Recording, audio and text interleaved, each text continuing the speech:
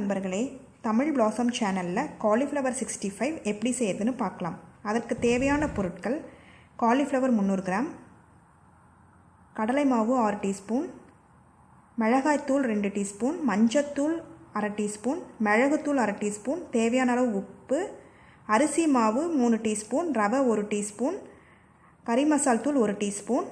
காலிஃப்ளவரில் பூச்சி இருக்கும், அதனால் சுடுதண்ணி ஊற்றி நம்ம காலிஃப்ளவரில் கழுவி எடுத்துக்கலாம். சுடுதண்ணி காய்க்கும் போது உப்பு தேவையான அளவு போட்டு நம்ம சுடுதண்ணி காய்ச்சிக்கலாம். அதை ஊற்றி நம்ம காலிஃப்ளவரை க்ளீன் பண்ணி எடுத்துக்கலாம். இப்போ நான் இதை வடிகட்டி எடுத்துட்டேன் காலிஃப்ளவரை. இப்போ மிளகுத்தூள் 1/2 டீஸ்பூன், உப்பு தேவையான அளவு, மஞ்சத்தூள், கறி மசால் தூள் 1 டீஸ்பூன்,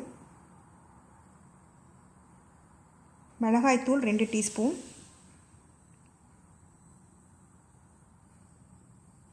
இப்போது ரவை 1 டீஸ்பூன், கடலை மாவு 6 டீஸ்பூன் போடுறேன்.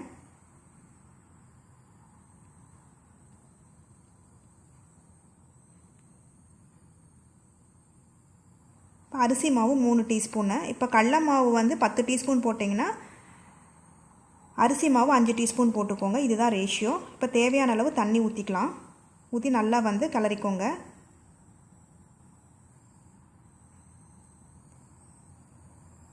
இப்போ அதை நல்லா மிக்ஸ் பண்ணி விட்டுக்கலாம்.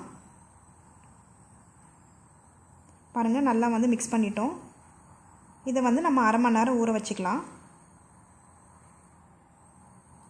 நான் பிளேட் போட்டு அரை மணி நேரம் ஊற வச்சு எடுத்துக்கிறேன். இப்போ அரை மணி நேரம் ஊறிடுச்சு. இப்போது எண்ணெயில் நம்ம பொரித்து எடுத்துடலாம். நான் கடலெண்ணெய் ஊற்றிருக்கேன். இப்போ சிம்லேயே வச்சு பொரிச்செடுங்க, அப்போ தான் எல்லா பக்கமும் வேகும்.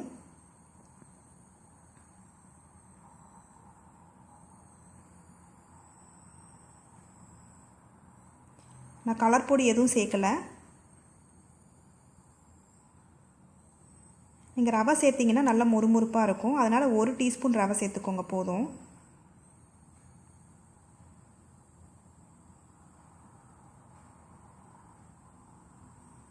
இப்போ சிம்லேயே வச்சு எடுங்க. பாருங்கள், மொறுமொறுப்பான காலிஃப்ளவர் 65 ரெடி ஆயிடுச்சு. இந்த ரெசிபியை செஞ்சு பார்த்துட்டு உங்களோட கமெண்ட்ஸ் என்னன்னு சொல்லுங்கள். பிடிச்சிருந்தால் லைக் பண்ணுங்கள், ஷேர் பண்ணுங்கள், சப்ஸ்கிரைப் பண்ணுங்கள்.